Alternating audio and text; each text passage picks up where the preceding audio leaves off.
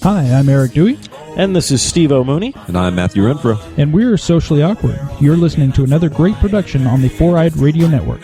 Check out more shows at foureyedradio.com.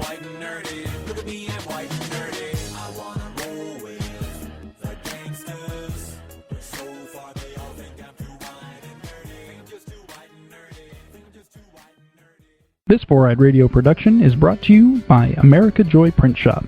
All your printing needs taken care of in one convenient place. Visit americajoy.com for business cards, flyers, banners, decals, car wraps, and more.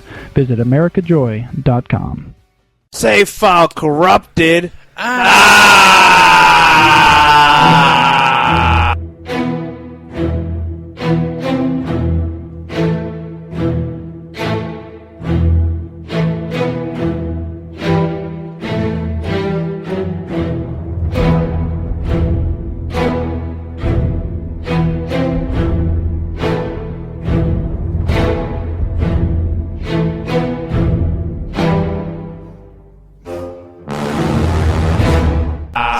People. Prometheus. This is Bobby Beetle. And this is Agamemnon. And soon the PS4 will be launching. Who's excited? Yeah, I am. Even though I don't have the money for it. Yeah, right. Won't be playing it anytime soon, but hey, launch titles. Still excited for it. I still might get it for Christmas. Yeah, cross your fingers, be right to Santa. The future is here. Yeah, the future's now. Fantastic. I'm excited. Ice cream of the future, y'all. This ain't no Dippin' Dots. Yeah. Oh, man. Welcome to the show. Welcome to the show. As we want to talk about a title which is on current gen, but it's also going to next gen, and it's a title that we all know, don't necessarily love. Call of Duty Ghosts. I mainly want to talk about this because I was trying to figure out, if people liked it, didn't like it, because I think it outsold GTA 5. Like it made like $1 billion in a day. Yeah. So I went to Destructoid and read their review. I want to say it's Jim Sterling that reviewed it, but he goes on when he's writing the review, he makes a point to say that he enjoys the series of Call of Duty. So he's not coming at it the way we would. We were like, fuck that game right off the bat. Yeah. He's like, I enjoy the game. It gets more flack than it deserves. They're actually pretty good games. However, Destructoid gave Call of Duty Ghost a 5 out of 10. A fucking 5. He was just saying, like, not only was it just rehashing everything of the previous games, it rehashed it worse. Wow. It was just saying, like, this game, deserves the 5. Like, it wasn't a good game, like, at all. Yeah. And he just keeps, like, also just throwing in there. It's like, I love Call of Duty, but this game's a piece of shit, basically, to paraphrase. Yeah. So I'll throw it out there. I just thought that was funny, because now this game's the highest grossing game out there. It is not even good. It's just like, now you can just see, like, just how much selling the franchise that it is. Because you would think at the very least, like, at least give a good game, a solid game, where it's like, alright, it's all the stuff you've already seen. Yeah. But at least it's something good, and not a step back. And I look when he reviews, like, the Call of Duty dog, he says, like, well, your combat dog is that. He's a dog. There's not much you could really do, So you make him, like, attack people, and there's, like, one short sequence, not unlike GTA 5, where you can play, like, from the dog's perspective, like, momentarily. It's like, but that's it. There's really, like, nothing else to it, And do you get the dogs in the multiplayer? I want to say you do. I didn't actually read that far. I think he only reviewed the single-player part. Okay. I would think so, because I know when you have, like, the merits or whatever they're called, and you can, like, upgrade other shit, so I wouldn't see why they... for your dog. Dog gets a Purple Heart. For the act of valor, this dog gets the Medal of Honor. Nice. It's like Splinter Cell, where you punch a dog, it's like you've killed a U.S. soldier. Abort mission. Oh, man. Splinter Cell, Blacklist. It's a great game. Were you able to read any other interviews, see what their grades were? I skimmed one other one. I want to say it was like Shaq News or something. Can't remember what it was, but I haven't really seen anything give it high scores. I mean, I just remember seeing somebody post a thing, and I'm going to it right now just to confirm. But I remember someone on Twitter had posted a snapshot of Call of Duty Ghosts off of Metacritic, and yeah, I'm seeing it here now. Well, when I saw it, it was a 77. Now it's being reported by Metascore as a 74. The user score is a 2.1. No. So, generally unfavorable reviews based on 1,145 ratings. Metascore is based off of 23 critics. You know, one of my favorite things is, okay, so I went to IGN, and so the tagline for the Destructoid, for that review is, new dog, old tricks. Yeah. And so IGN gave it an 8.8. Of course they would. And their tagline is, old dog, new tricks. Wow. There's so much new that comes with it. It's like, how do two people play the exact same game and come away with such opposite responses? Oh, it's easy. Advertisements. Yeah. Well, I guess the monetary influence has a big thing over it. But it's just funny. It's just... Yeah, off of Metacritic, Destructoid gave it to the second to last worst review. Quarter to 3 gave it a 40. Wow. Destructoid gave it a 50. Giant Bomb, another good indie site, gave it 60. Shack News gave it a 60. Polygon gave it a 65. It's funny because all these bottom 5 sites, well, I'm not too familiar with Quarter to 3, but I would imagine with their really low score, compared with Polygon, Destructoid, Giant Bomb. I mean, these dudes work off of advertisements, but they're generally known to be like, hey, we're independent. We're not owned by any other sites. We are our own site. We work on our own, and our only form of bread and butter is, in fact, advertisements, whereas IGN not only works off of advertisements, but they're owned by someone else. And for a while, they were owned by News Corp. And then they just got bought out by some other big millionaire dude. So they have money behind them regardless. They're getting paychecks, not so much through advertisements, but through other venues as well, you know? But when you look at, Shack News, Giant Bomb, Destructoid, and Shack News, I think they're a subsidiary of Gamefly, more or less. Yeah, I believe so. I remember you had mentioned that before. Or I know they advertise Gamefly on there, but... that has never kept the writers that are on there from posting the review that they want to post, and not so much what they're being told. Obviously, we don't know like the inner workings, but when you're posting a 60 for like the biggest grossing, highest grossing game of all time again, and you're getting a 60. It's pretty safe to say that it's a shit game. It's just funny because it just shows like how worthless IGN's reviews are. Yeah. Oh, yeah.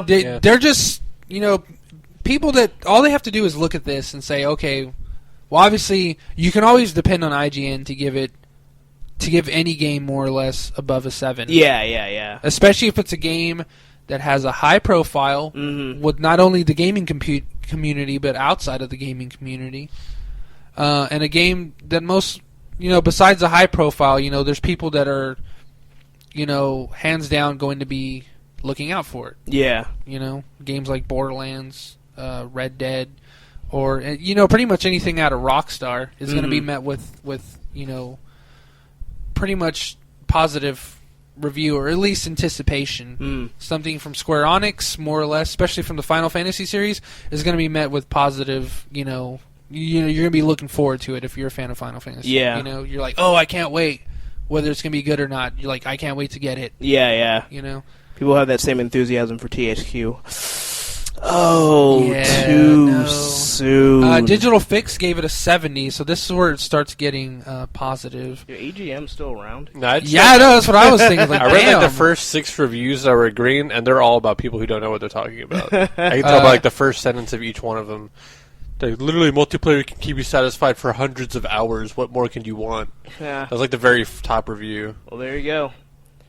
Well, I mean, I think that's the thing, though. It's like if Xbox 360 achievements. Yeah, but it's like of course that website. If all you do is play Call of Duty for multiplayer, which most people probably do, and that's all you care about, and I can see why they'd feel that way. Well, that's the thing. Is like, hey, it's the exact same game, but that's the thing with like, I can't speak for a lot of other websites, but more or less Polygon.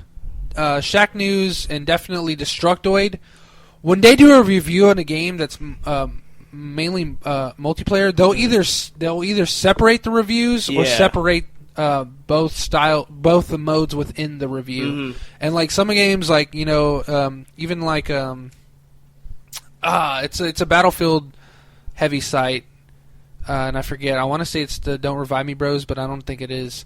But this. And I wouldn't I wouldn't put it against them. I'm pretty sure they do that, but I forget wherever I was reading, but I was reading about the Battlefield 4 reviews, and I read a lot of them. But this one specifically, and I wish I could remember, but they literally were like, okay, single player, it was okay, it wasn't bad, it wasn't as bad as I thought it was going to be. And so when I was reading, it was like, okay, well, from what I played, it really wasn't. It wasn't as bad as what I thought it was going to be. And I'm glad I withheld from that article that I was still kind of writing for that time being. But then when they do the multiplayer, they break it down by, like, mode. Yeah. Like, all right, Conquest, nothing's changed. A couple things with what you're able to do in multiplayer now with the new weapons and stuff. It's still a bit more challenging. But as far as infantry goes, when you're on a vehicle-heavy map or anything with vehicles in general, there's environmental stuff there that'll help you out. It's like, so and then they break down that, and then they break down the other modes and Rush and, the one that's like Counter-Strike. I think it's called Diffuse, right? Yeah, they start breaking down Diffuse and all the other ones. And I was like, okay, well, this is cool. And then they base it and then they do like a Metascore, kind of like what Metacritic does. And then they do multiplayer based on all of the different modes, and like boom, it was like an 80-something. I was like, all right, it's not a bad review. It was pretty fair. I don't agree, but I have yet to really delve into the game entirely. I usually stick to Conquest and Rush, but. From what I thought of those, I thought it was pretty spot on. I thought Rush, from what I read, man, I wish I could fucking remember that site was. But they kind of gave Rush not like that great of a score. I see. Like, oh yeah, I feel like stuff was missing here. The maps weren't, as awesome as they were in, like, say, Bad Company 2 or Battlefield 3. I was like, yeah, okay, whatever. But, I haven't had a whole lot of chance to play the game either, so they might be right more so than I'm willing to give them credit for. No, a lot of it still comes down to like opinions and stuff. Like no matter how far you break it down, there's still going to be a few stuff that you'll disagree with somebody else. Yeah, like, but I like this better than that. Like, well, that's true, and that's why you give it. That's why you go like out of 100 instead of like out of 5 at some point. Yeah, that's why I kind of applauded. I honestly wish I could remember it was a Battlefield 4 only website, so that whole site lived and breathed and ate Battlefield. Yeah. But, you don't really see stuff like that from other sites. And, granted, they're bigger sites, whatever. They're not like just like a fun blog site like this other one was. But at least Destructoid, when you look at a site like Destructoid, like they'll at least separate the single player from the multiplayer and not judge them together. They'll give them separate scores, and I think especially with first-person shooter games that have that kind of thing, or any game that has, which is a lot of games nowadays, many, like the majority of games are made with a multiplayer. You kind of have to judge them separately, or not even include the multiplayer at all. Like sometimes it's like, okay, well, like Last of Us, I thought it was just a story game. Yeah, and then it turns out it had a multiplayer mode. I'm like, well, why? I thought it was just a game geared towards story, but. Almost every game nowadays. Yeah, exactly. But some games don't warrant it, and they throw it in there anyways. Like, I didn't think... like, to me, the Uncharted multiplayer wasn't that fun. But there's people out there that do, I guess. And, you have to throw down a lot of DLC just to keep up with all the map packs and shit that they threw out there. Like, $30-$40. I'm like... Is there even a lot of people really playing this? Like, to warrant that kind of... Like, because I wouldn't think, like... People even drop that much money for like the Call of Duty map packs or Battlefield map pack, and you're dropping the same amount of money for a game that probably doesn't get a whole lot, or not even half as much as what these other servers are getting flooded with. I don't know, but I guess apparently there's a market for it. There is a market, where there's money to be made. I think the best example of a tacked-on multiplayer is Spec Ops: The Line.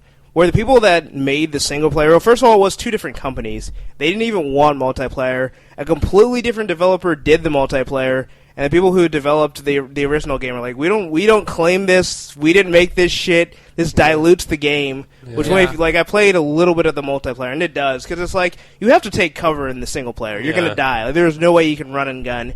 And so I'm using cover and stuff when I'm doing multiplayer, getting all these easy kills because everyone's just trying to run and gun like it's Call of Duty, and it's just like, this is not anything at all like the single player. But so you're just owning everybody? Counts. Pretty much. Yeah.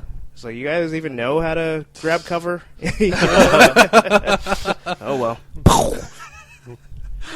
It's funny how you make it seem like you can actually take the time to do that before they even get a chance to touch you. I had a time to make an entire sandwich. Spreading mustard on there, and the guys are still wandering around. I haven't heard of this side, but Gamer.nl gave it a 70. EGM gave it a 75. RP. Gameblog.fr, which I guess is a French site, gave it an 80. 360 Achievements gave it an 80. Xbox Official Magazine gave it an 80. Where the game thrives, they gave it an 80. So obviously, it's not that great of a game. Xbox Magazine UK also gave it an 80. GamesBeat gave it an 80. 3D Juegos gave it an 80. Spazio GameStyle gave it 80. Mondo Xbox website gave it an 82. Vandal Online also 82. Gamers Temple 84. Canadian Gamers Online gave it an 85, but Canadians don't have taste, so. Machinima. Machinima gave it an 85. Games. Yeah, I didn't think so either. Action Trip gave it an 86, and Hardcore Gamer Magazine gave it a 90. You would think with something like that, they'd be like, yeah, we're still hardcore into games, that we're going to be hardcore into the way we review them. What if they're just hardcore into Call of Duty? I want to read the full review here. Oh, go ahead. Just for comparison, IGN gave Battlefield an 80. Yeah, and I don't know how the fuck that happens. But it's just funny, they give that an 80, and they give Call of Duty, which is a game that's far inferior, compared to like most of the reputable sites, like an 88. So I just thought I'd just draw that contrast. Yeah, for whatever reason, IGN's review isn't on here. Wonder why. Yeah. Because of cabbage. I guess they don't submit it. Pay to keep that shit exclusive. Yeah, right. You ain't on IGN, you ain't getting our Activision's review. like, we'll just pay you to just keep it on your side. Slightly more points than Battlefield. It's cool. But Battlefield, on the back of every cover, Battlefield still has that IGN quote. Oh, does it? Yeah, it says it makes like Call of Duty look terrible or something like that. That's hilarious. It's right on the cover. Well, there you have it. Well, I was gonna say on the I believe it was on the last episode. We're talking about if you eat Taco Bell, they had a contest where you can win a PS3. PS4? Yeah, you can win a PS1. You can go back in time and get a fucking time machine. But yeah, you can win a PS4 for, with the Taco Bell, I think like $5 meal pack. Which if you can survive the Taco Bell, you deserve a PS4. But now 7-Eleven is jumping into the contest. And they're like, all right, we got something for you. We got an Xbox One. And all you got to do is buy a Slurpee. So pretty much they're going away for Xbox Ones every day until the end of January, or January 2nd, actually. So all you got to do is purchase a Slurpee. So, pretty much less likely to kill you would be a Slurpee compared to Taco Bell. Yeah. But all you win is an Xbox One, so I don't know. Weigh your options at that point. Yeah, I don't know, but that's not a bad like return on investment. Like you buy a Slurpee, get an Xbox One. Yeah. Not bad. I mean, it's not a PS4, but trade it in, get a PS4. Yeah, that's exactly what I was thinking. Like I want one, sweet, I can get a PS4 now. So I don't know. I just thought that was kind of cool. I mean, it's like nowadays you don't really see giveaways like that anymore. It's like usually like you can enter to win some bullshit or whatever, but I don't know, to actually get a system from eating food, or in this case, drinking a cold, delicious beverage. I just want to. This one guy, Lightsaber07, gave it a 0. One big piece of crap. Played in all Call of Duty games except 3 with pleasure, but this is the worst Call of Duty ever. Weapons, plastics. Yeah, well, it doesn't continue, so I just wanted to read that open. Weapons, plastics sound disgusting. This review I will be trusting. It sounds like a song. KRT825 gave it a 0. It's just poor. The game itself lacks immersion. It's always just about the same multiplayer and throw in single player. Absolutely appalling. Recycled garbage once again. I mean, these guys have had countless opportune windows to make this franchise feel alive. Couldn't even give him like 1 point for making the game. I thought it was reviewers could be like, it didn't work. 0. Well, they were talking about how they were going to rebuild the game from the ground up, and it seems like all they did was just like, we just kind of retooled the graphics. Put a dog in there. That's from the ground up. And like people that play this game, like all I've been hearing, like even on Facebook, was like, 60 frames per second or GTFO. It's like, really? That's all you care about is frame rate? Oh man, sexy. Frame rate's sexy, but I mean, I like I don't know. It's like I like interactivity with my game. Okay, yeah. No. Battlefield 4 is where it's at. I'm not gonna fucking lie. I'm a fucking fanboy. If somebody suggests to me, hey, should I get Call of Duty Ghosts or Battlefield 4? I'm gonna hands down, I'm going to tell them Battlefield 4. Mm-hmm. It's a better game. It's better made, better quality. The people that make it care about it. It's not some third-rate freaking... Who made this one? Treyarch? Made Ghosts? Yeah, something like that. Yeah, and they're like the third people to work on this fucking game, and they do fucking terrible. They made World at War, and that was as good as they got. Yeah. After that, they did the Black Ops series, I believe, and that wasn't good. Yeah. It was just terrible. Or Didn't Black they Ops. fire everyone that did like Modern Warfare, because wasn't that the whole thing? Like, I think Modern Warfare 2 was the peak. That was Infinity War. That was actual Infinity But I War. mean, didn't they fire the majority of the people that worked on it, or at least the main people, like right afterwards? Because there was that whole controversy about they didn't want to pay the money. No, actually, I want to say Infinity War did work on Ghosts. But it's still, I think if Treyarch is the one that worked on Black Ops, because Black Ops, they incorporated a lot of the characters from World at War. Well, the guys that used to be at Infinity War, the two head guys, the guys at an Infinity War are now at Respawn, and they're making that other game that looks Titanfall, and that game looks badass. Titanfall is going to be only. And they even went on record to say, like, this game's not going to have multiplayer. No, it's only going to be multiplayer. Yeah, I mean, it's not going to have single player. Yeah. I'm sorry, it's not going to have single player because, like, we just want to focus on a game that's strictly going to be multiplayer. We don't want to put in a single player game that's going to dilute what we're trying to do. Mm-hmm. Dude, and it's like pretty much just kind of like from the interview I had read. This was like back in July, August, and I remember reading that. And I was just kind of like, that's a jab at Activision for what they were they were being forced to do, more or less. So I mean, it's good to see that they're like, it's just funny because you see what they're doing now, what they could have been doing with the Call of Duty series, and that had me excited just thinking of like the potential that was there. And probably to even make more money. And then what Activision completely did here was just like, all they did was dilute a game and kill a generation of gamers, more or less. Because like, you think back to this game, like, everyone's going to be like, yeah, those games suck.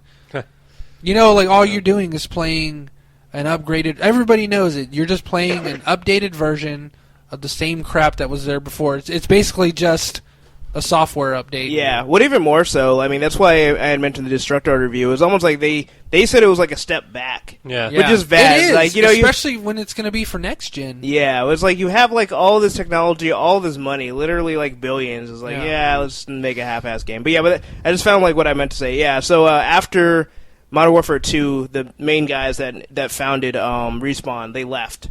Right. And then you can see the quality of the Call of Duty games have gone down. Like, you know, because I mean, because Modern Warfare 2 was fucking fun.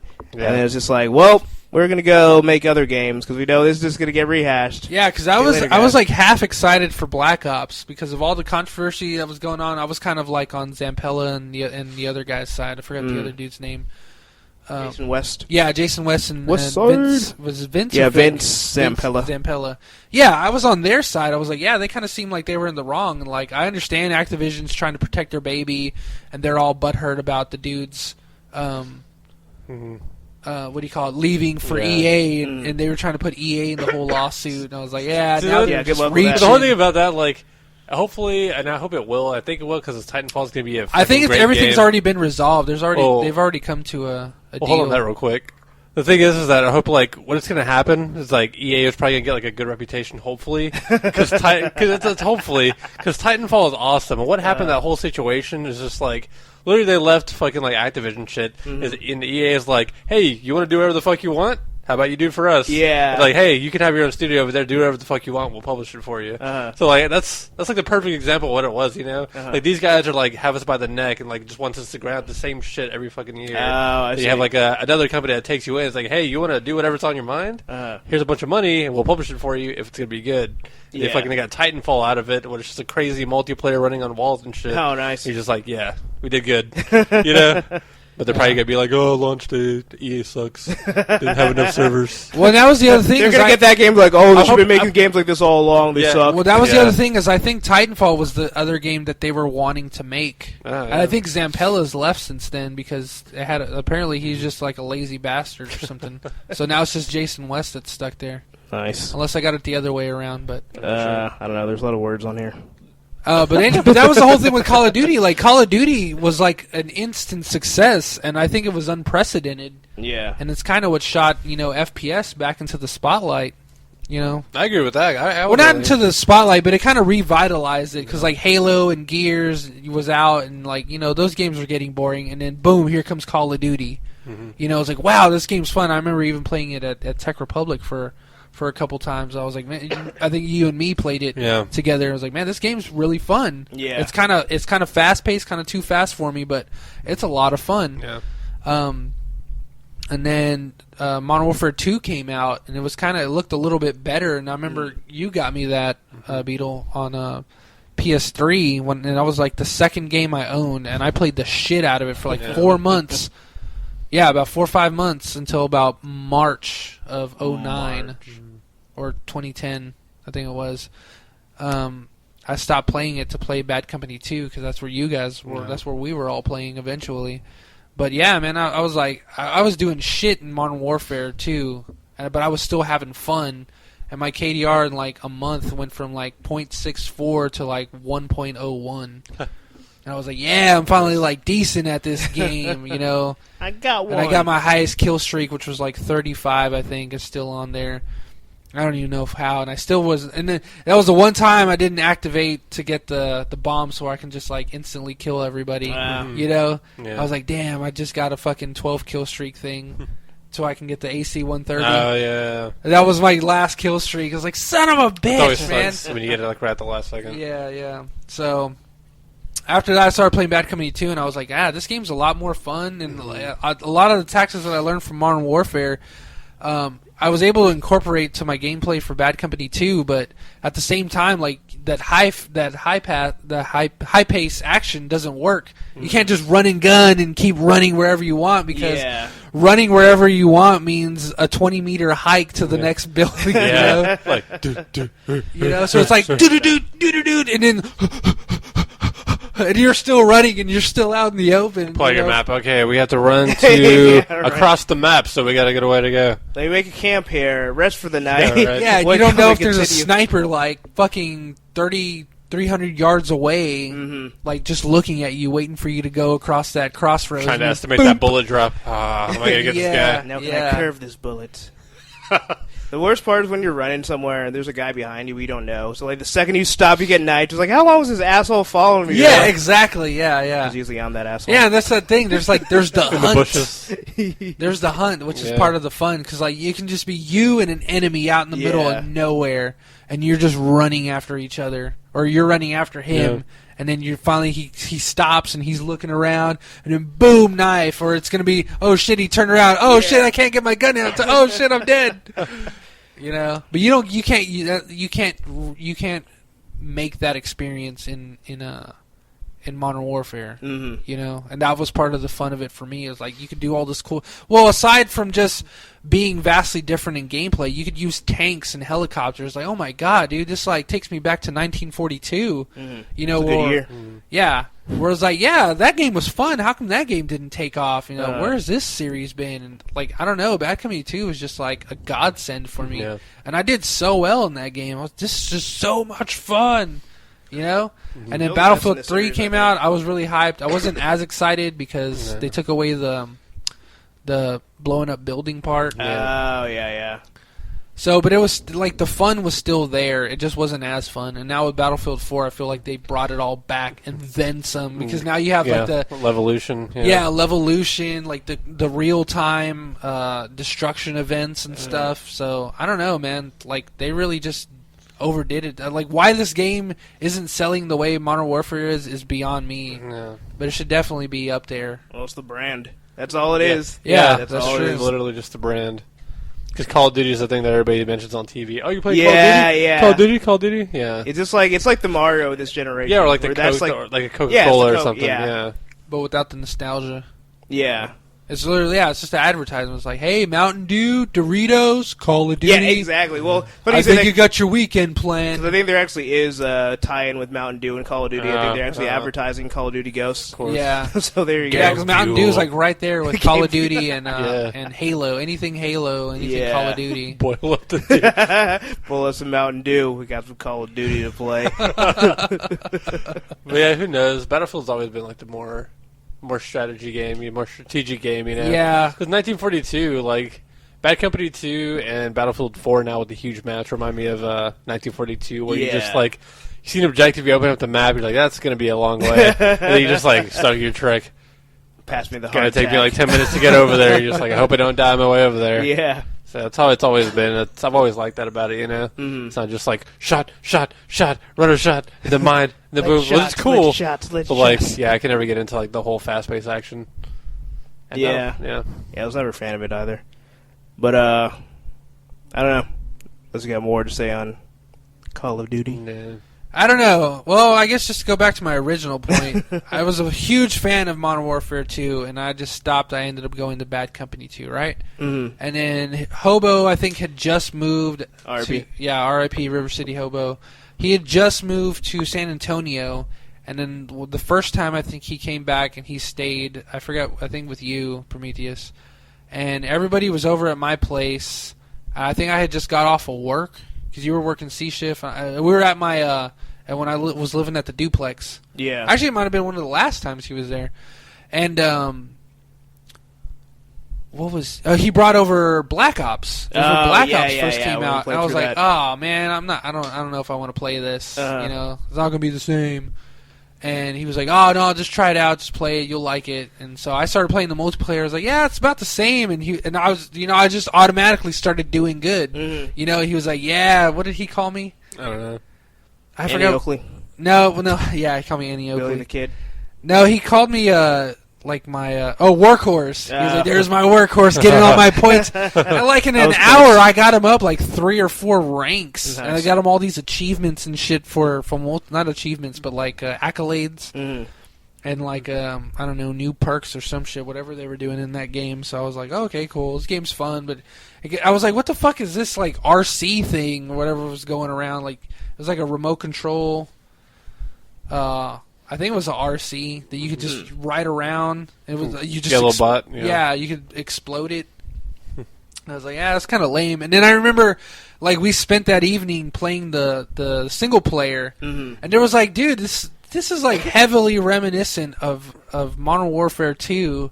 And then there was like the whole motorcycle ride and all that other stuff. I was like, dude, I think everything this is just copy pasta from Modern Warfare 2. And I was like, that's when I really started ragging on the game and the series in general. I was like, nah, dude, Black Ops is a step back, man. I don't know what the fuck they were thinking. Dude, there's even worse than that. In Ghost, I think it was on IGN, but they had like a scene. It's like one of the final scenes from Modern Warfare 2, and then one of the scenes in Ghost, and it's literally like it's not even just like it looks like the same scene. It is the same scene. Yeah. And the guy's moving at the same exact rate, doing the same exact motion. Like they just took that animation, changed the background and the character detail, and just took that exact same scene out of Modern Warfare 2. Wow. I was like, that is fucking lazy. God damn. Yeah, so it only tells you like the lack of tricks Infinity Ward really has. Like all the talent that was at Infinity Ward is gone. Yeah. They all left to go to Respawn Entertainment. You know, like all the talent behind the Modern Warfare series is currently working on Titanfall, and everyone else that stayed behind were just lackey yes men that were afraid to lose their paychecks. I don't know. You know, it's funny. Like I almost felt like. Because, the whole time I always felt like that only ever happened to fighting game players. Yeah. Where they just reuse the same sprites. And I remember I always told myself, like, people would be pissed if this happened in their games. Like, if they reuse, like, the same Master Chief and, like, from Halo 1 and, like, Halo 4. Yeah. But apparently they do it with Modern Warfare, I was like, wow, that is just sad. Like, it just makes me sad in general for Something just, that like, the sells gaming so community. much to be just so brain dead. It's like literally, Modern Warfare is the Street Fighter of first-person shooters. Yeah. If you go back to like the old Street Fighter 2, and then all the different versions. Modern Warfare Turbo Championship Edition. Yeah, that's literally all it is. That's all the Call of Duty series is. It's just Call of FPS Duty version World of Warrior. Street Fighter. World at Warrior. Yeah. Developed by Treyarch. Well, I'm done. Speaking of Street Fighter, Ultra Street Fighter 4. Oh, It's a whole new game. Whole new game. Yeah. Hold on to your butts. I'm gonna be poisoned. But yeah, because she's a lady, man. Yep. But yeah, the producer details the new fighters. Oh, so apparently Poison, I said, is the easiest character to pick up, and she has a I projectile don't wanna be here called the Alios Edge. It's pretty versatile, and you can change the speed and distance with different strength buttons, or even delay its timing. Relento's Stinger move lets him throw a knife at different angles to control the pace of the fight, keeping opponents from getting too close. You do that since SNK. Yeah. The giant-sized Hugo uses a giant palm breaker to keep his opponents down in the corner, though his sheer size would appear to help with that as well. Oh. Finally. Yeah. I was telling you shit like you would already know if you spent 2 seconds playing the game. Finally, Elena returns with her Rhino Horn, moved from Street Fighter 3. A quick attack that helps her close gaps. I hope you guys took notes because it's pertinent information. I don't want to be any of these characters. I'll be maybe Relento, maybe Hugo. I was gonna be Poison. She's easy to use. I like the technical characters. Maybe a little bit harder. I want fucking Alex to be in this game. Or that Q. would be so pimp. I want fucking Q to be the fifth character. Q would be awesome. Dude, Q would be so sick. Maybe they'll be in Street Fighter 5. No, they're gonna the game that matters that everybody wants them to make. No, they're gonna be in an ultra ultimate Street Fighter 4 when Dude, they add 2 more Alex characters. And Q came into Dude, if Alex Ultimate Marvel vs. Capcom 4 or something, that'd be sweet. That would be awesome. If Alex and Q are in the next Street Fighter, I guarantee you all the Third Strike diehards that outright refuse or barely even touch Street Fighter 4 would come on board and be like, fine, you got my money, Capcom. Unless they fuck him up like supposedly they did with Dudley. Yeah. Yeah, Dudley, they kind of PG'd his ass. I don't know. I remember watching Marn play. He had such a fucking strong Dudley, and he still does. He's I don't know. People say he's hands down the best Dudley. I haven't seen too many. Yeah, I haven't seen too many other Dudleys. He's got a really good Dudley, dude. He knows how to do Dudley. Yes. Dudley do but right. he's just not a top tier character. So people he gets punished pretty easy, I guess. But Marn made it look easy, man. I remember watching some of his matches against even Justin and stuff, and I was like, wow, he's making this dude sweat. Yeah, I think you have to make a bunch of good reads with fucking Dudley. Yeah. Instead of just be Rufus and just do the same fucking that twist overhead one, that cross up that he always does, and then the flash kick. I swear, if whenever they get around to making Street Fighter 5, they better take Rufus out of the fucking game. They're not going to. I know they won't. He's the evil. Yeah, but He's got the dive kick. Would. But I wish that Justin Wong can't use a character without dive kick. All evil geniuses can't function without a dive kick. Yeah. But that would have been my day. If they took out Rufus and Seth. Yeah, fuck very Seth, happy. man. Yeah, they're not going to take out Rufus. I'm just going to be Edgemaster in this game. It's just so lame. It's I hate those you had characters. Gil, you had Bison, you have Akuma, you have these really cool, memorable boss even characters. Seth Killian doesn't like Seth. Yeah. And for him, it's art. Yeah, he's it's great that they name a character after me, but that He's dude not sucks. honorable. Yeah, he's not honorable. It's just lame. It's come on. To me, Seth is the perfect example. He or not Seth Killian, but Seth the character, he epitomizes what Street Fighter 4 is, a fucking rehash. Yeah. You know, it's just come on, give me something to sink my teeth into. To me, it's more of a joke. It's fun to watch only at EVO for me, really. Mm-hmm. Oh, yeah. Because you're getting all the international players, at the local, at the grassroots events, it's great. It's fun, sort of. But at the grassroots events, you're getting all the same fucking people. With mixed winners, sometimes it's the same fucking winner, but you're always gonna have Chris G in the top 8, usually Dominion, who's really the only fun one to watch because he uses a low tier Guile. And Guile's is not supposed to be good, but he makes them good. Is Guile bad in Street Fighter 4? Yeah. I don't know if he is. That's why Dominion's the only one that can use him. Sonic Boom. I've seen one other Guile, and this guy was probably more of a fluke. I remember he played Dominion. I think he beat Dominion. But it's I've never heard or seen that guy again. I like the video where Chris G cries and that he beats Dominion 6-0. Yeah. Because Dominion almost beat him. Did his tears give him powers? I think it was Apex. Yeah, Apex. He literally didn't lose a match after he cried. Wow. He just fucking Ski Sonic's well, he takes this game really seriously. No shit, Ski Sonic. God damn it. Chris G, that was his promo going Super Saiyan. It's when Goku watches Krillin die, and he just Super Saiyans out. That was Chris G losing the match, and just one tear, just He wasn't walling or anything, but apparently he was crying. Yeah, right. Dominion was poor guy. I'm just gonna let him have it. Yeah, I got money. I'll let him free. have it. He's bro, we're going out to eat after this. Calm down. Yeah, because if it's the same I'll buy you a Apex steak. event, I remember watching Dominion before that. I'm man, I hate the way this dude plays. Turtle, Yeah, always defends. But then I understood like what Guile was in the game, and he was garbage, and the fact that he used him so well. And I remember I actually got a chance to tell him when he came down from first the I hated you. Yeah, why did it say it like that? I was like, I hated your exactly game. how you said I it. hated your game style. He was like, oh yeah, and he just put like his hand on his chin, like let me hear you more. And I was like, no. I was like, after a while, I remember seeing you at Apex, and then you played. I forgot what other event came after Apex.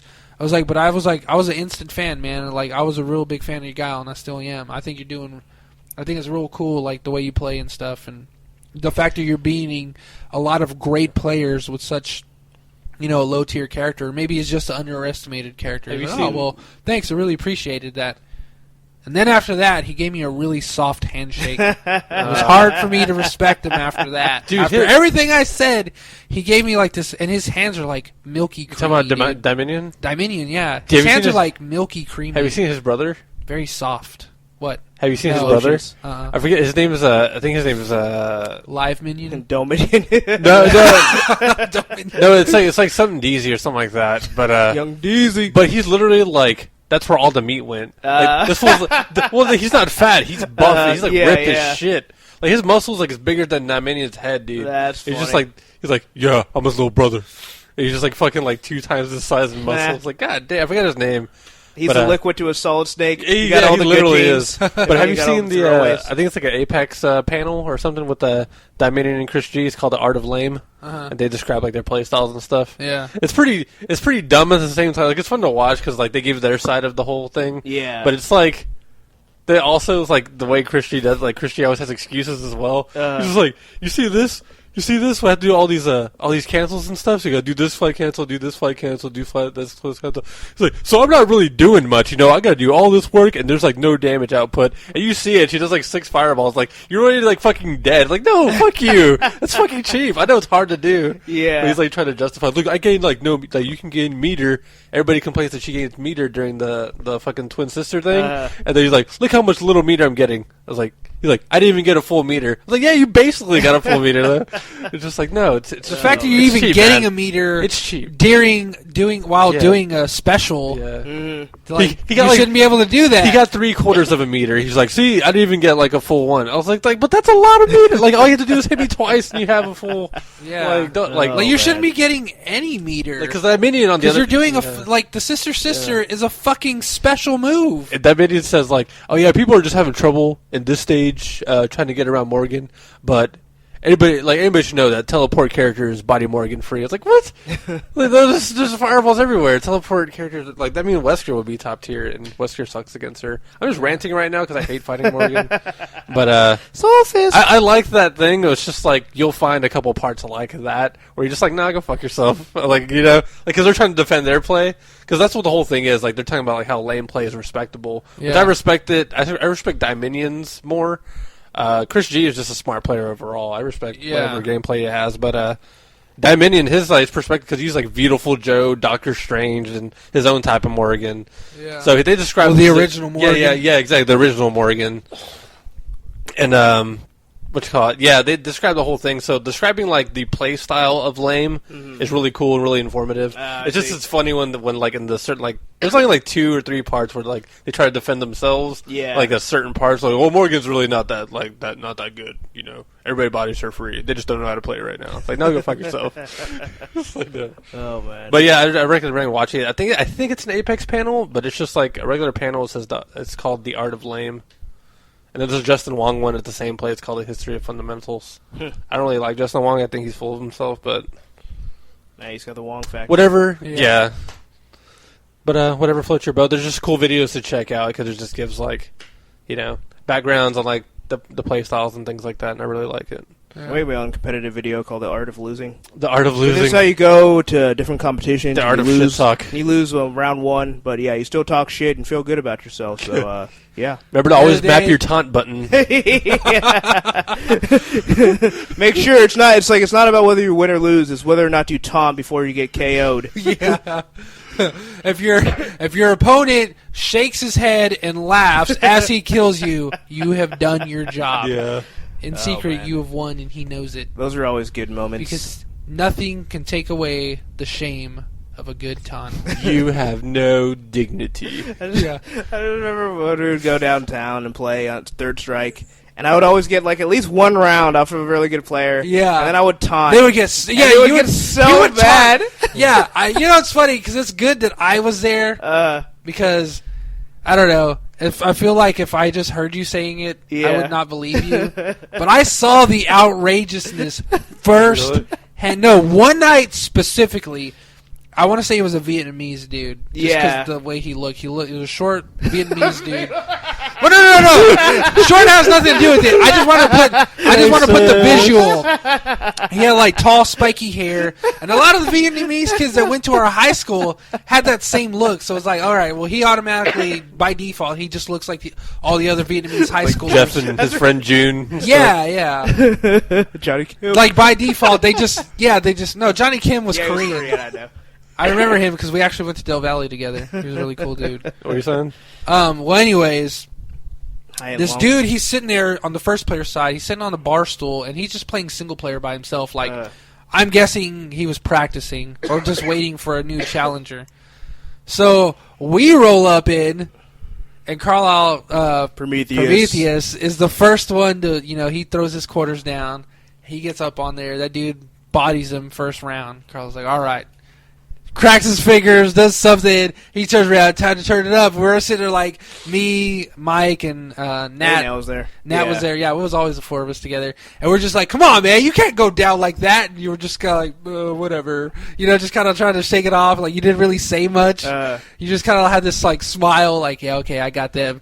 It's like he took the spirit from us, took the spirit bomb, and he just went boom, boom, boom, boom, just fucking raped the dude out of nowhere. Just got him.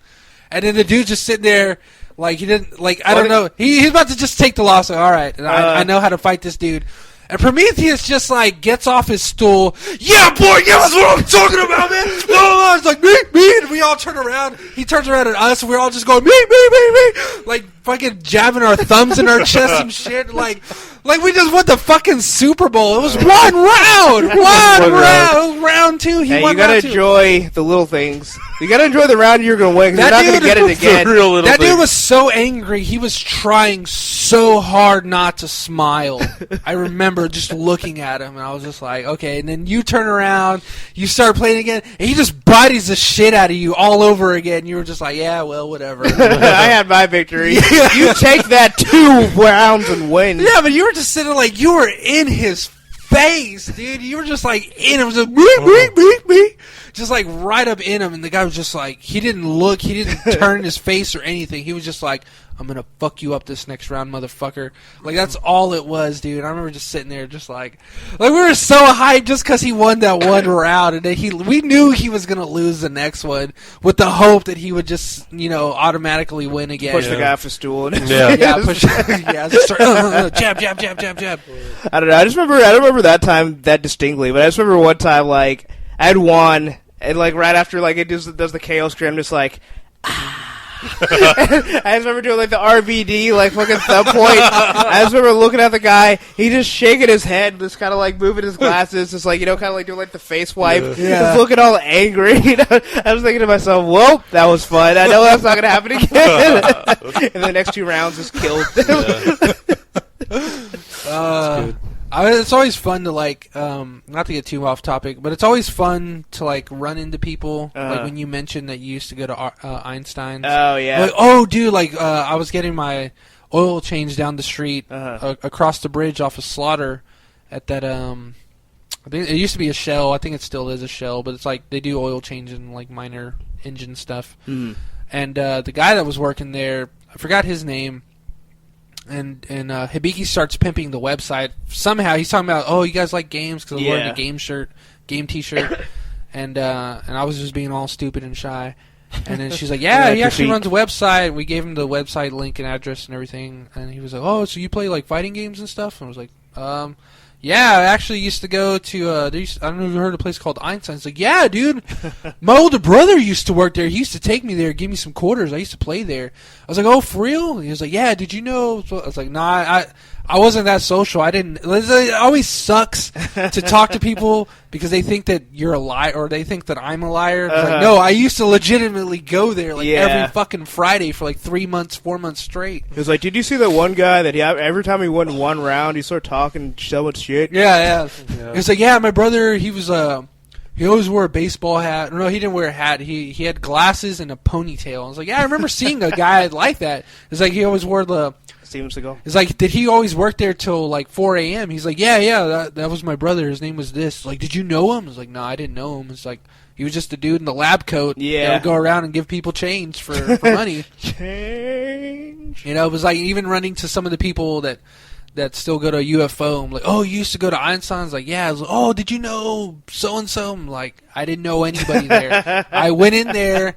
I played a little Drive USA or whatever the fuck that game was, Cruising USA. I played some Third Strike. I played some Soul Calibur, maybe a little bit of Tekken, and then I would leave once I ran out of my $5. Yeah. You know? Yeah, it's like the only people you know are the people you brought with you, you know? Yeah, They go around, talking to people like, hey, you play this game too? Yeah, I put the quarter in, obviously, and play it's like, we're Southies. We have to drive here. We can't just take a bus and be here in 10 minutes. They just roll out of bed and just go right onto the arcade. Yeah, but it always feels like the dudes that live right around, that go to UFO either are going to college in the area, so it's just like a walk or a bike away, or they live just north of there, because there's always dudes talking about, hey, let's set up at Epoch, or that's just a few blocks north, Then they all just pile up in the back. Yeah, so I don't know if there's too many Southies, or some live up in Cedar Park and shit, Pflugerville, Peeville. But I don't think there's too many Southies aside from you, me, and Antonio, the mysterious. The guy that lives at the old. He disappeared in that fucking bridge. That one day I gave him a ride home. He's a cool dude, but he wouldn't let me see his house. I was like, he had to see my house. He had to see your place. I'm telling you, he lives in that old, the old abandoned Honda building. Yeah, it was just weird. It was really fucking weird. Well, this is switch gears. They're coming out with or I think it's out now, the DLC for BioShock Infinite, The Barrel at Sea. And they put out a trailer. It looks really good, especially if you're a fan of the original BioShock. They brought that horror element. It looks really creepy, but you're still the characters from BioShock Infinite. You play as Booker through, I guess, the first chapter, and then you actually play as Elizabeth through the second chapter. Oh, wow. Cool. And because I remember I'd heard about it, I wasn't all that interested. But I'm like, all right, that actually sounds really badass to be able to explore Rapture. And I'm guessing you keep your same weapons and all that, but pretty damn excited. But I don't know. Have you have any opinion on the Beatles, since you also played through Infinite, I believe? Yeah, I played through Infinite. I have not played any of the DLC. It's weird for that game. When I beat it, I really, really liked it, but I never played it again. Yeah, well, me either. Yeah. It's one of those because it's as the story's unfolding, it keeps you on the edge of your seat, but then once it's over, you already know everything that happens. Yeah, and I don't feel like paying for any of the DLC just to play the game again. Mm-hmm. So I'm not going to play through from the beginning anymore. Yeah. So I guess I just have no drive to pay to play the game, but have to pay $10 for each expansion. That's the thing too. The DLC is pretty expensive. Yeah. It's actually $15. Yeah, it's $15, and I think it's the second or third one. Yeah, I think it's the second one. I want to say it's 2-part episode, and then the other. The second episode will be $15. They already have some type of DLC out right now. And the season pass that you get doesn't even guarantee that you can get all the DLC for free, even though that's the point of a season pass. That's garbage. Yeah. So, I don't know. I might end up getting it just because I'm really into BioShock. Mm-hmm. And I don't know. And this being able to play as Elizabeth to me sounds really awesome. Yeah. But I read a quote, because people were complaining about the length. I guess it's not very long, especially for $15. Yeah. And I guess the director, the producer, or whatever, is trying to defend it. He's like, hey, we're doing quality, not quantity. So that kind of makes me a little apprehensive. It's like, well, you're already paying more money than I've ever paid for any DLC. Yeah. Yeah. Not even get that much. That's at Idios Montreal. It made Deus Ex. But that's quality over quantity for you. Yeah. So, yeah, we made one DLC for it, and it was fucking amazing. And it was $12. Yeah. And it was a whole different world. A whole new So go suck it. I'm sure it's going to be good. Oh, yeah. Yeah. So, yeah, that's pretty much all I had to say about that. The only other thing I have here is pretty much Metal Gear Solid 5. It's going to have exclusive content for the PlayStation. Yeah, it is. So, what are we getting? Let me see. boys. Did they even You say? don't even know. Nope. do All you? I know is tell it's me. exclusive content for the PlayStation. It's got exclusive content, and we're getting it. Yeah. That's all I care about. Pretty much sums it up. I don't care what it is. I'm just getting it. Xbox guys, you aren't. In the words of Jessica Simpson, I don't know what it is, but I want it. But I want it.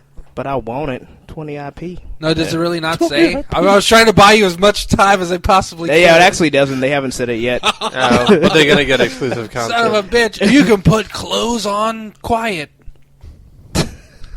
stealth dress system. Yeah.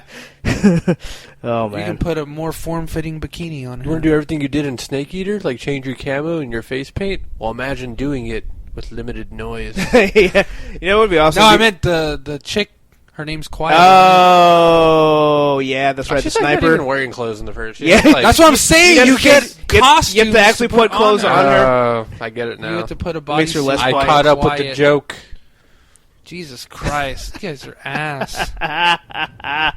Well, got one more article here. Yeah, I got one here. Let me remind It's first. just a quick closeout Hey. one. PS4 eventually support MP3s and music CDs. Wow, they finally get that technology? Damn. Yeah.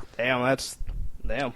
Bringing back the late Compact 90s, disc. early Yeah, 2000s. right, yeah. The 90s call, they want their technology When back. did burning PS4. become a thing? Remember when burning? Like, Yeah. "I'm gonna burn you a disc. I'll burn you CDs. That was like, for me, I don't know, I think that was like late 90s. Was that late 90s? Yeah. Because I think when I burnt most stuff was probably in like high school. Yeah. I remember when Windows Media Player took like 30 minutes to burn like fucking like 22 songs. Dude, like, that shit took I'm filling forever. up 23 songs. I'm filling up the disc with as much as I can hold. I always felt like I was getting more out of it because, like, you know, most CDs have maybe like 10, 13 songs. Yeah. I'll put Yeah. like 20 on there, like, Yeah. it's better than the real CD, and it was free. Yeah, but he says, the Shout out biggest to surprise for us internally at Sony was there are so many people who passionately reacted to our announcement that there's no MP3 support or CD support on day one. Oh no! The focus has been more on the game features, some of the features we wanted but we couldn't get in on day one. So I can't listen to Katy Perry while I play insert launch title here.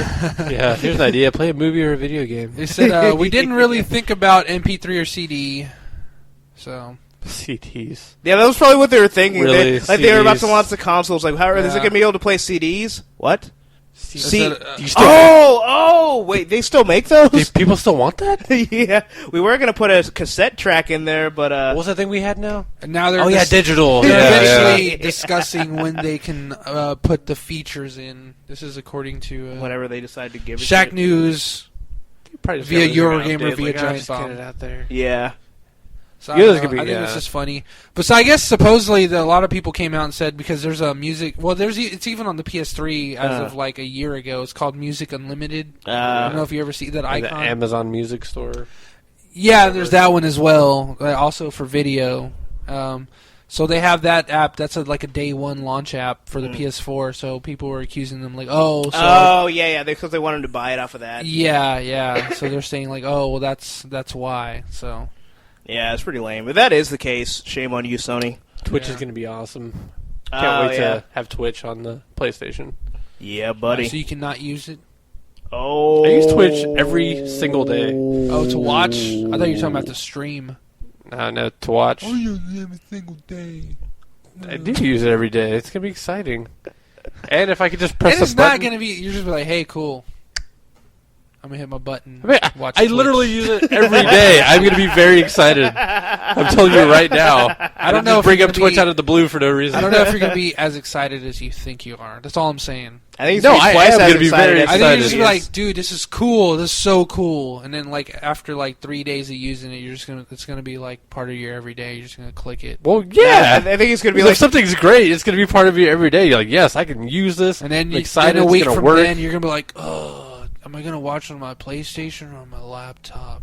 Like, why did How they is have that to a put? question? What's Why on are they the gonna put TV? this cool What's on a feature? monitor? What's a big Why are they gonna screen? put this cool feature on my game platform? Like, now I don't know if I want to play a game and watch Twitch on the side, or if I just want to watch it on my PlayStation 4. You know what I Well, anticipate? either way, Computer you game have on the two side. platforms, so none of those questions I are know, valid. but I'm telling you, you're gonna have that problem in like a week. I'm excited for Twitch to be on PlayStation 4 once again.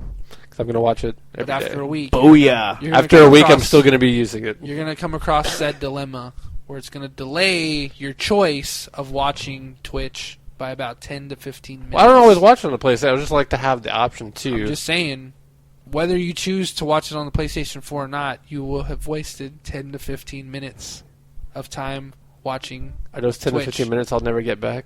Yes. It'll be time. You don't that get you've rollover spent minutes? Drinking. There are no rollover minutes on life, sir. Is backwards compatible That was that PS4? attitude. Is PS4 It's backwards? not. Okay. It's supposedly will be whenever they get around to implementing CDs and MP3s. I think they're just going to do that simultaneously. I'm going to pay Marvel. I bought Flower. I'll be able to play that on the PS4. Well, yeah, the digital stuff Price should transfer free. over. Price free. Not all, yeah. Game tight, y'all. Game tight. Getting it for like Battlefield 4 or a lot of other games that are doing it whenever you think of like the night, like you can, if you bought it for like current gen, then for Gen 4, you can purchase it digitally for $9.99. Yeah. So we download it all there, but you still need the the disc. the current gen disc to be in the PS4 or next gen Blu-ray player. That's the only thing I don't like. I mean, it makes sense though. It does. Doesn't mean I have to like it. Yeah, that's Yeah, true. actually does mean you have to like it. I know that's what they want. Well, I know someone who's not going to be happy about these next-gen systems. Who's that? Nintendo. Because investment no. site says Nintendo could be forced to discontinue the Wii U next year. Oh, really? Yeah. The Wii U? For real? Yeah, I love the name of this site. It's called The Motley Fool. The Motley Fool believes Nintendo could discontinue the Wii U next year if current sales continue. The publication reiterates that sales have been Who published abysmal. this article? This is published by NintendoNews.com. Good. Could be abysmal for the company, and they're still losing money with every console sold. Interestingly, they believe that Microsoft could tempt away casual gamers with their forthcoming Xbox One console, which is being pitched as a gaming entertainment system with Kinect. The publication continues by saying that the upcoming systems from Sony and Microsoft, the Wii U's... because of the systems from Sony and Microsoft, the Wii U's holiday sales aren't likely to be good. There you go. Nope. I think they will be good. Nah, there's gonna be those PS4s. I don't know. I think they're gonna get smashed. Like everyone's like, oh my god, the new systems. This is what's new. Like that's the culture. Yeah, we have. but Nobody said, But oh my- once all those are sold out and gone, there's going to be nothing but Wii U's to fall back on, and that's what the parents are going to get. But Not only that, yeah. it's also because it's cheaper. Cheaper alternatives are always appealing to parents. That's not a big. That's for like parents. Tell me how we got the Sega Saturn. Because it was $200 cheaper than what was available. That did not save the Sega Saturn, though. The Sega didn't. Saturn failed. But it did save parents' Christmas. No, but it did not save the console. The console was discontinued probably the very next year. They still sold a lot. Yeah, well, I mean the Wii U might get some. Well, the pay Saturn sales, didn't outright get canceled. It's it didn't destroy the company like the Motley Well, I'm Fool's saying guys are that saying. that market that you're saying is it's gonna be good for isn't a big enough market to make a big enough impact for them to keep making the parental consoles. market is huge. Yeah, Well, yeah, it's but I mean- big, but but it's not big enough. Yeah, I mean that's the thing. I mean, if that were the case, then the Wii U would just have to look forward to holiday sales. But even then, that one part during the year isn't going to be enough to sustain it. And the majority of people getting these consoles are going to be like our age bracket or like in between our age bracket into like the 40s. So those people aren't going to be like, oh, I can't get a PlayStation, might as well get a Wii U. Nobody's going to say that. Yeah, I guess the Wii U to distract the little ones from wanting to play on your PlayStation. But not everybody 4. has little. I'm talking about just like The Wii single ones- people just playing video games. They're not going to go like Xbox One or PS3 Oh, yeah, but or I mean- Wii U. Nobody has Wii U in the mix if they're talking about Xbox or PlayStation. Well, yeah, but Wii U generally are geared towards the family. Yeah, and that's not a big enough fan base to keep it going. I don't know. I would disagree. Well, No. okay, You can't. when it comes to holiday sales, those like everyone's buying stuff, and families are a huge part of holiday sales. Okay, I will say this: the family market, because at least with the original Wii, that was the case, where that was what sustained it and what made it so popular. But the Wii U just hasn't caught on, and it just can't. It's all it is a Dreamcast over again. Yeah. Where it's like it's not a bad system; it's more powerful than the PS3 and the Xbox 360. But no one's going to give a shit about that in like 2 weeks because then the new systems are going to crush it. Yeah. You know, it's like they're just now like, hey, we have the best version of Deus Ex on our system. It's like, oh yeah, that's good. But the PS4 is out now, so step aside. So I mean, it might benefit from holiday sales because every consumer good benefits from holiday sales. But I don't think it's gonna be enough to turn the tide. Yeah, exactly. I'm not saying it's not a big market. It's just it's not going to save them. And I wouldn't go as far as the Motley Fool to say that it's going to be gone by next year, but I don't think it's going to be around like that. Maybe I give it maybe 2 more years. Yeah, I give it about a year and a half. Yeah, I go about a year and a half. Mid 2015. I'll go a year and a half.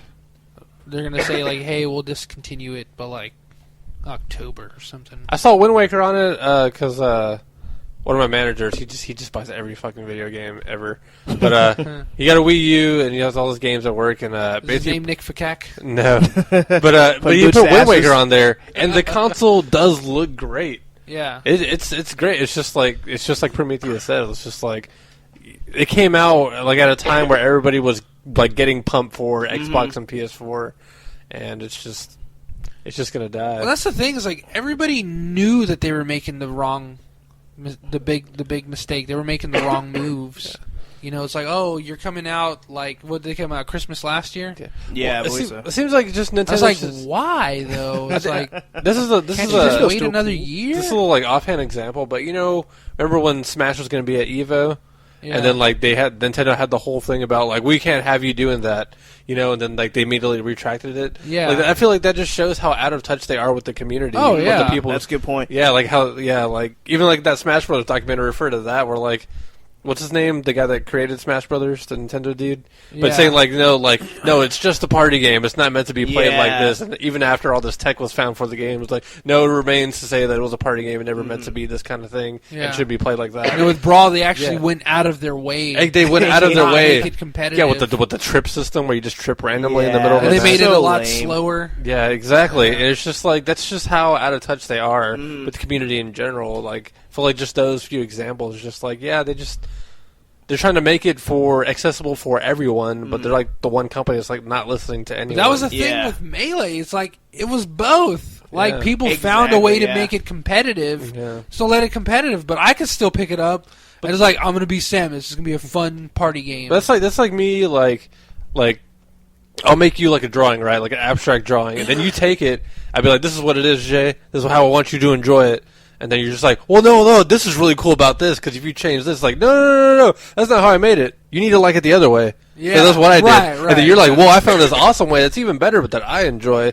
And I'm just going to be like, no, you can't do that. I didn't intend it for that. Yeah. I intended it for what I made it for. That's kind of what it is, you know? Yeah. It's just like, no, don't play it like that. We didn't design it like that. You play it this way. Then they made Brawl, and they're just like, now you have to play it this way. And they still managed to make it competitive anyway. But yeah, it's so ridiculous. It's like you would think that they would be like, wow, they managed to make this party game competitive. They managed to find things I didn't even know were in the game. You'd think that they would be appreciative of that. I understand like the trepidation where they're fearing like, oh, now casual gamers are going to be scared. It's like casual gamers aren't going to know that there's a competitive scene, and they're not going to care because they're still having fun. If it's a fun game, it's a fun game regardless. Many of my friends that don't play fighting games, they see me play Marvel, they think I'm a fucking god at Marvel. They don't care. They think it's fucking badass. Yeah, you know? But they're not going to get scared of competitive gamers. They're not going to be competing against each other, obviously. They're going to be like, hey, you want to start a party game? Sure. You know? Let's always play with one hand to give them a chance. Oh, for sure. You're always handicapped. Use like a character that you don't ever use and shit like that. But just play with your eyes closed. Yeah. You have to feel the game. Or be like that at the intro to Smash Brothers, where it's like the three guys, like the producer, the director, and some other guy from the thing. Then they're all fighting that Korean DJ dude. Oh yeah. And they're thinking that's like the last life. He takes out everybody. Destroyed everybody. It's so good. Oh man, that was badass.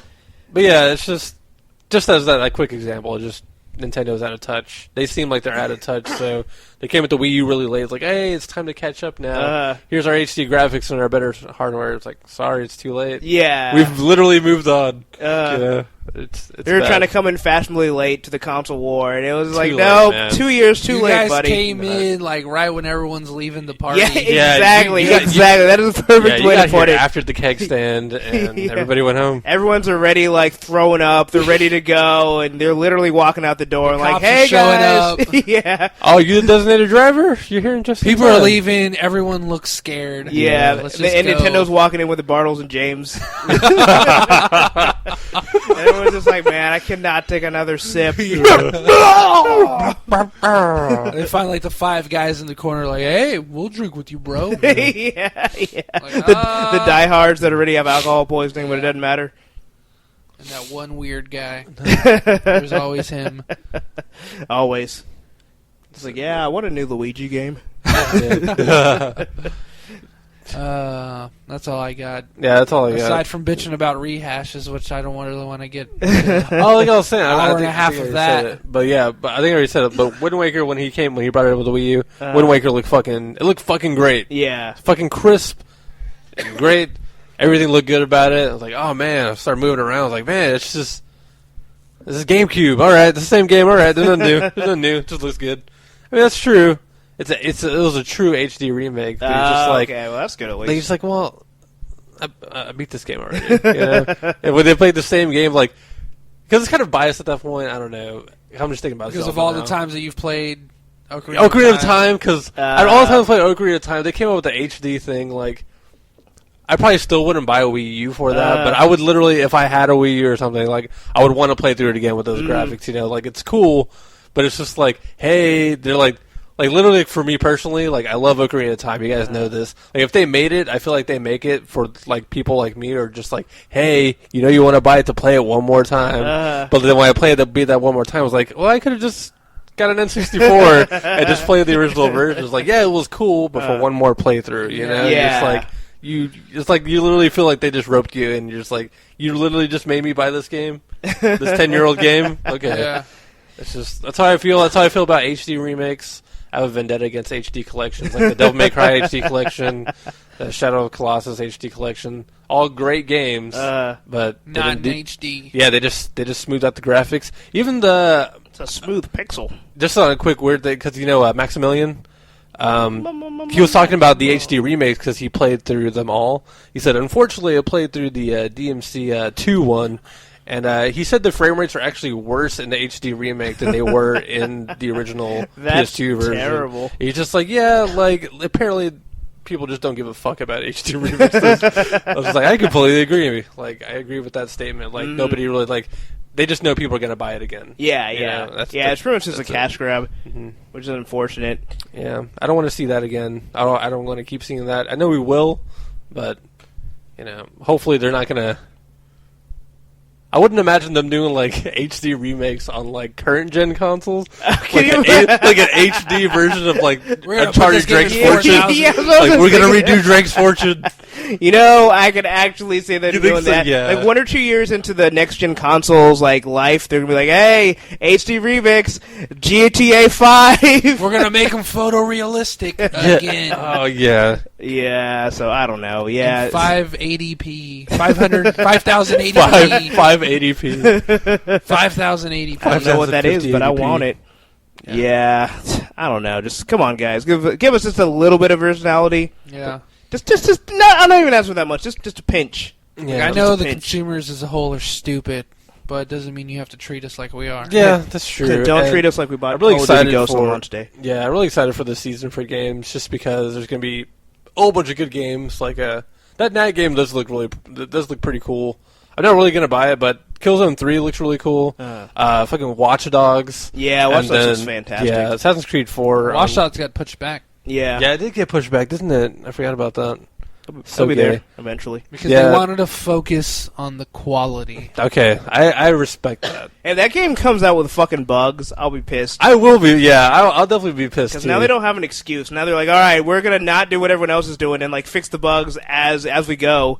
We're going to fix them before we launch. That's what... So that's the quality that I'm holding them to. That's why I believe that Idios Montreal's next game I'm going to hate. Because I have them on such a high pedestal for yeah. Deus Ex that I feel like they could do no wrong in my book. Like, I just have them so high just because, like, the statements they made about the game and all about the quality, and I never found a single fucking issue with that game. And then they made the DLC for the Upper Hangshaw. Yeah. That came out, like, freaking, like, 6 months later, like, half a year after the game came out, and it was just fucking, we need to focus on the quality of the game I played. I was like, yeah, I love you. I feel like, you know, like, anytime I feel like anybody says like anything about quality over quantity, I'm just like, Idios Montreal. Yeah. They're the guys. If you impress me, I'll put you up there too. But yeah, I hope like that. That's always a good sign when somebody says like quality over quantity. Like they better not fucking come out with any bugs. Yeah, it's just like if my save file gets corrupted like on day 2 because like Skyrim where your save got over a certain size and you couldn't load it anymore. Oh man, they need to send some of those guys to Bethesda. You know, just to oversee. Just be like, hey, wait, before you launch that game, should we actually play through it and see if there's bugs? No, this is logic. Did I tell you about that one weird one where I walked into the water, and as soon as I got deep enough to where he went to the swimming animation, the game froze. Game froze. That was a Jesus glitch. Yeah. You're supposed to walk. But dude, I was like trying to get to the graybeards and shit. I'm just like, okay, I gotta jump over this creek. and like jump, and if I don't make it, the game's frozen. Oh my god, that's terrible. Yeah. Oh, Skyrim. This is, I don't know. I'm gonna go on a whole tangent. Yeah, that's true. Skyrim That's true. being so great, could be a whole other but hour. so many bugs. Yeah. I don't know. Anyway, it's Prometheus. It's Bobby Beetle. This is Agamemnon. And this has been Save File Corrupted. Launch Day Edition.